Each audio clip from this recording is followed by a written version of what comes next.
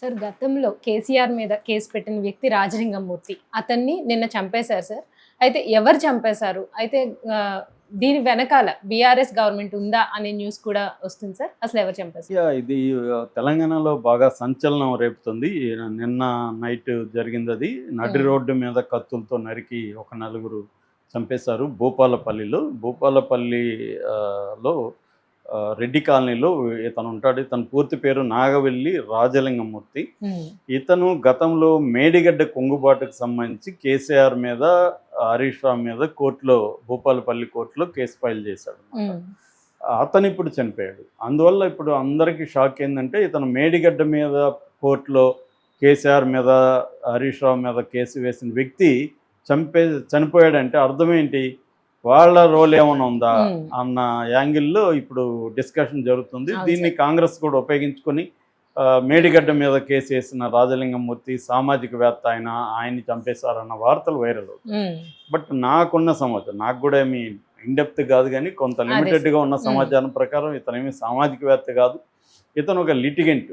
మామూలుగా కొన్ని ఏరియాల్లో ప్రతి చోట ఒక లిటిగెంట్లు ఉంటారు. వీళ్ళు ఏంటంటే ప్రతి విషయంలో జోక్యం చేసుకోవడం, కోర్టులో కేసులు వేసేయడం, పోలీస్ కంప్లైంట్లు ఇవ్వడం, ఇలాంటివి చేస్తూ ఉంటారు అన్నమాట. వీళ్ళకి కొంత లీగల్ నాలెడ్జ్ అవన్నీ ఉంటాయి. సో వీళ్ళు ప్రతి దాంట్లో దూరి అక్కడేదో ఒకటి చేస్తూ ఉంటారు. ఆ క్రమంలో వీళ్ళు కొంత సంపాదన ఉంటుంది. గతంలో యాక్చువల్గా ఈ రాజలింగమూర్తి బీఆర్ఎస్లో ఉండేవాడు. వీళ్ళ భార్య కౌన్సిలర్గా కూడా 15వ వార్డు భూపాలపల్లిలో కౌన్సిలర్గా కూడా ఆమె గెలిచిందనమాట. అయితే తర్వాత ఏమైంది, బీఆర్ఎస్ ఉన్నప్పుడే ఈ రాజలింగమూర్తి మీద రౌడీ షీట్ కూడా ఓపెన్ చేశారు. ఈవెన్ పీడీఏ యాక్ట్ కింద కూడా అతన్ని కేసు పెట్టారన్నమాట. సో బేసిక్గా ఏంటంటే ఇతను చాలా కేసుల్లో ఉన్నాడు. ఫర్ ఎగ్జాంపుల్ భూపాలపల్లి పోలీస్ స్టేషన్కి ఎదురుగా ఒక భూమి ఉంది. ఆ భూమికి వివాదంలో ఉంది. ఆ భూమి వివాదం రేణుగుంట పార్టీ అని, రేణుగుంటకు సంబంధించిన కొంతమంది ఆ భూ వివాదంలో ఉంటే ఈయన వాళ్ళ మీద కేసేశాడు. అందులో తలదూర్చాడు. అట్లాగే 171 సర్వే నెంబర్లో అటవీ శాఖ భూమికి సంబంధించి కూడా ఈయన కేసేశాడు. అక్కడ చాలామంది ఈయనకి వ్యతిరేకులుగా మారిపోయారు. అట్లాగే మాజీ సర్పంచ్ బుర్రా చంద్రయ్యతో కూడా ఈయన గొడవలు ఉన్నాయి. అంటే మల్టిపుల్ ఎనిమీస్ ఇతనికి ఉన్నారు. కేవలం బీఆర్ఎస్ఏ ఇతన్ని చంపించిందని చెప్పలేము. పోలీసులు కూడా ఇది భూ వివాదాలకు సంబంధించిన హత్యగానే పోలీసులు చెబుతున్నారు. కానీ పొలిటికల్గా మాత్రం ఇతన్ని బీఆర్ఎస్ వాళ్ళు చంపించారనేది కాంగ్రెస్ అంటుంది. రెండోది ఇతను ఏంటంటే, నేను ఇందాక చెప్పిన లిటిగెంట్ కదా, గతంలో తహసీల్దార్ని పట్టించాడు ఏసీబీకి. తర్వాత ఒక రేంజ్ ఆఫీసర్, ఫారెస్ట్ రేంజ్ ఆఫీసర్ని పట్టించాడు. దాని తర్వాత ఒక వీఆర్ఓని పట్టించాడు. సో వాళ్ళందరూ కూడా కక్ష పెట్టుకునే అవకాశం ఉంది.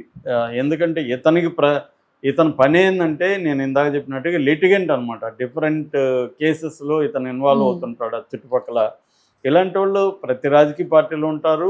వీళ్ళు ఏం చేస్తారంటే, అక్కడ ఏమేమి డిస్ప్యూట్స్ ఉంటే ఆ డిస్ప్యూట్లకు తలదూర్చి ఎవరో పక్కన ఒక సైడ్ తీసుకొని ఆ డిస్ప్యూట్లో లీగల్గా కోర్టులలో కేసులు వేయడం ఇవన్నీ చేసి నిరంతరం న్యూస్లో ఉంటారు. పాపులారిటీ సంపాదించుకుంటారు. పాపులారిటీ అనేది వాళ్ళ కమర్షియల్గా కూడా వాల్యుబుల్.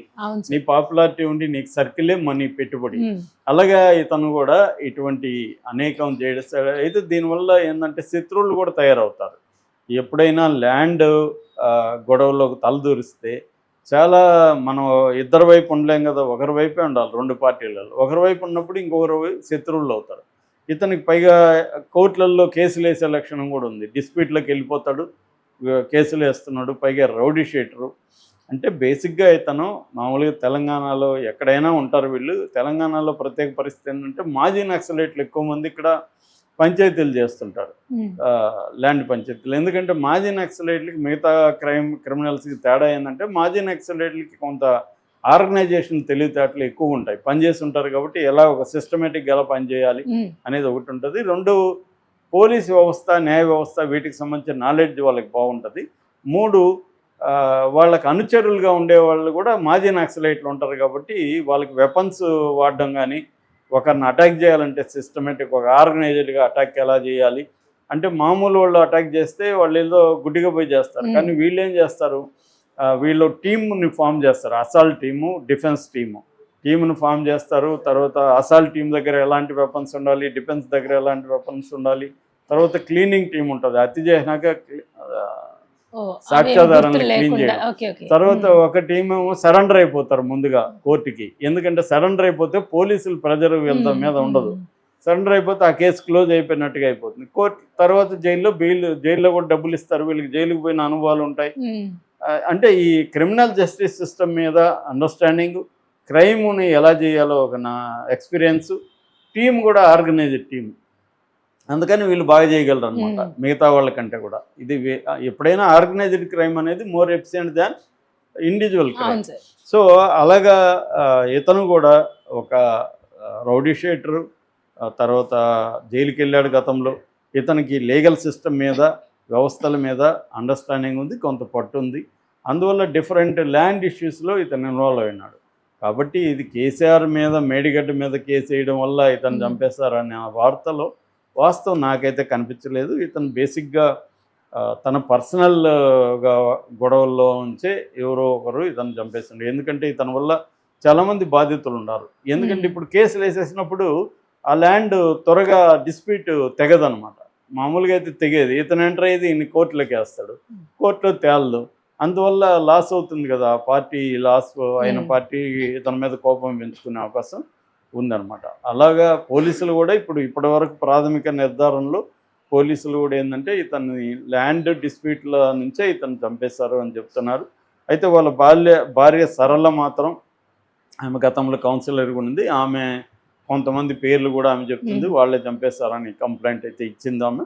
సో పోలీసులు ప్రాథమిక ఎంక్వైరీ తర్వాత వాళ్ళని అరెస్ట్ చేసే అవకాశం ఉంది. అయితే ఇది పట్టుపగలు చేశారు కాబట్టి చేసిన బ్యాచ్ని అయితే పట్టుకుంటారు, బట్ చేయించిన వాళ్ళు ఎవరో కూడా పట్టుకోవాల్సిన అవసరం అయితే ఉంది. రెండోది, వాళ్ళు ప్రొఫెషనల్గా చేస్తారు కాబట్టి అంత ఈజీగా కూడా దొరకపోవచ్చు. వాళ్ళు ఒక ప్లాన్ ప్రకారం సరెండర్ అవుతారు అనమాట. ఎందుకంటే ఇప్పుడు వేడిలో దొరికితే వాళ్ళు పోలీసులు కొడతారు కాబట్టి ఇవన్నీ వాళ్ళకి ముందుగా ప్లాన్ ఉంటుంది వాళ్ళకి కూడా, అవతల వాళ్ళకి కూడా.